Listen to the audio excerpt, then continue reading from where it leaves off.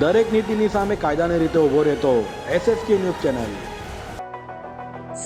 Sachin GRDC અને આઈ division Sachin ભેસ્તાનમાં વિવિધ ગુનામાં કબજે લેવાયેલા વાહનોની હરાજી કરાઈ હતી, જેમાં બેડ પ્રાઇઝથી વધુ રકમ ઉપજી હતી। સુરત પોલીસ દ્વારા વિવિધ ગુનાઓમાં કબજે લેવાયેલા વાહનો મૂળ માલિકો છોડાવવા આવતા ન હોય, જે વાહનોને પોલીસ દ્વારા હરાજીમાં વેચી કાઢવામાં આવે છે, ત્યારે સચિન તથા સચિન જીઆરડીસી અને આઈ ડિવિઝન સચિન ભેસ્તાન વિસ્તારમાં જમા થયેલા આશરે 180 વાહનોની હરાજી કરવામાં આવી હતી।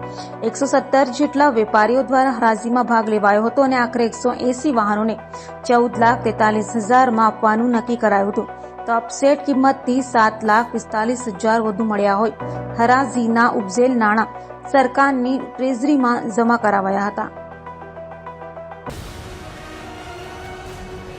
દરેક નીતિની સામે કાયદાની રીતે ઉભો રહેતો SSK ન્યૂઝ ચેનલ।